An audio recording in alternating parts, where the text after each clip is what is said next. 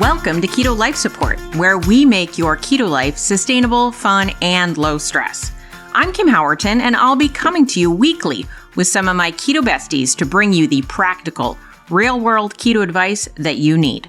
Quick disclaimer, I am not a doctor, and even if we do have a doctor in the house from time to time, he or she is not your doctor, and nothing we say on this show should be taken as medical advice.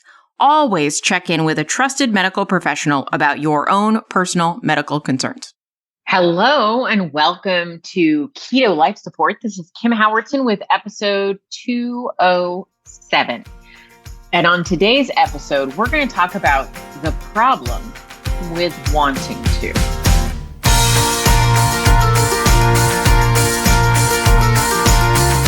So this conversation started off actually with a conversation with my boyfriend. And it was interesting to get a perspective. He's my never wanted to lose weight person in my life, right? So we have these conversations a lot, and it's as if I'm speaking to an alien, because never, not one time in his life has he intentionally tried to lose weight. He's never had a problem. There was like one period during the pandemic where he wasn't as active as he usually is. And he noticed, he's like, oh, I seem to be about 5 pounds more than my weight usually is. And I was like, are you going to change anything? He's like, nah, I know I'm going to get more active again soon. It'll just come off. And it did. So he's never intentionally restricted food to lose weight capacity. And so it's always very interesting sort of talking with somebody who's like as pure as the driven snow in terms of like inner voices around these weight loss topics. So he's my, what would I call that? He's my like placebo arm. I don't know. He's my foreign person. And so we were having this discussion about wanting to lose weight. And it was an interesting thing to get a perspective. And I don't know if anybody listening has heard that meme recently or seen, I guess you see a meme, but is if he wanted to, he would. It's a meme, right? That qualifies. And his perspective, Eric's perspective was, well, if you wanted to, you would in terms of weight loss. And I was offended, right? Like I was like, wait a minute, because I have, and my clients have, and spent years talking about how they wanted to lose weight. But I put myself in his shoes for a minute to think about this. And it was a good mental exercise to put myself in his shoes, because from his perspective, right? And we've all heard this, and we've heard it in a way that sounds very accusatory. Why don't you? Right. And so it's very challenging not to get defensive there. But it was a really good exercise to think about wanting to. And what our conversation got to was actually not like you don't want to. It was more nuanced, but it was that I wanted to want to, that I thought I should lose weight, that I felt like my lack of weight loss pointed to some flaw in my character.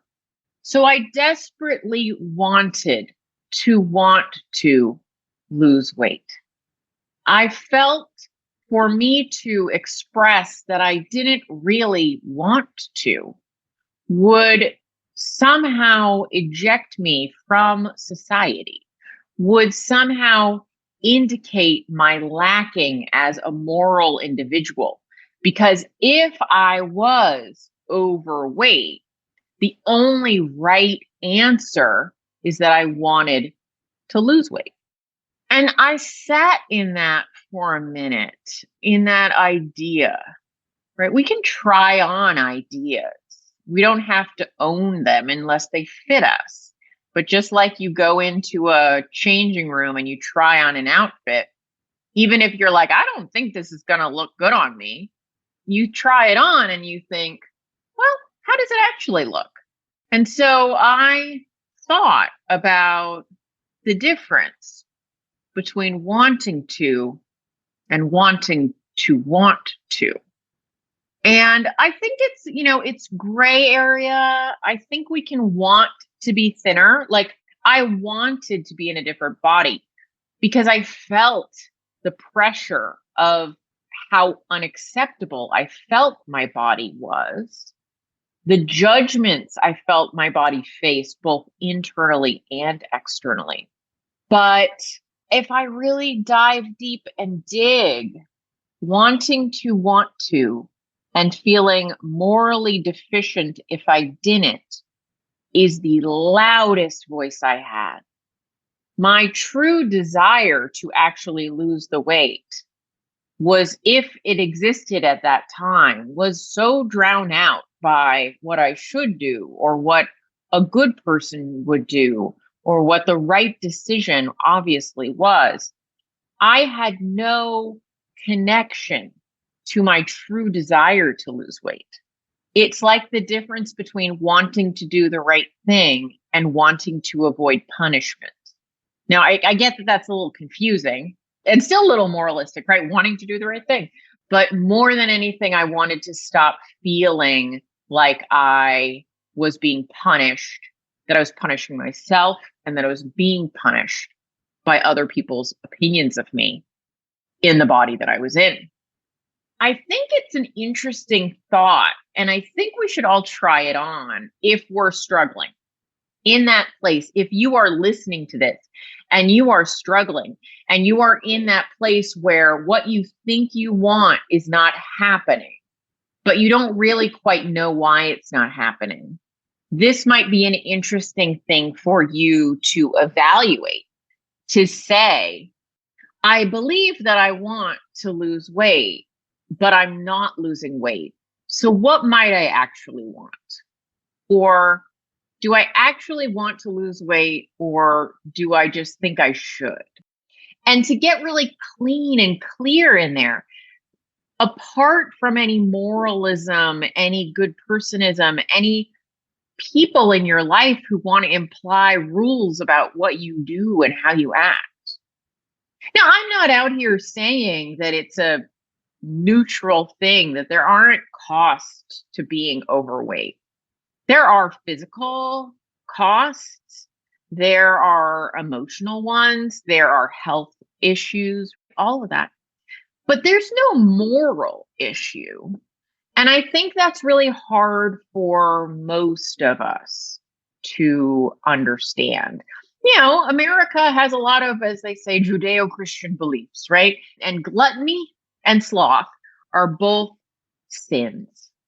And they're both implicated in how a lot of us have gotten to be overweight. Not everybody, but a lot of us, right? And so it's very hard to decouple this idea of a moral stance from our body.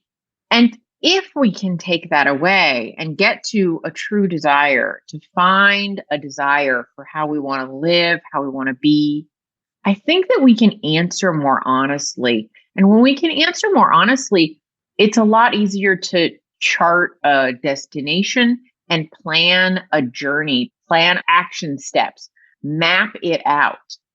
So today I'm just coming to you after having had a conversation, to have the conversation with you, to say, if you were able to remove the should voice, what you think you should do, and really look at what you want to do, that you might find you have a clearer answer.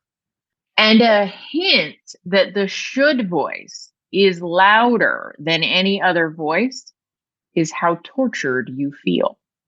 Because if you truly want, and it's a pure want, a pure desire, you'll feel empowered because you want to do it.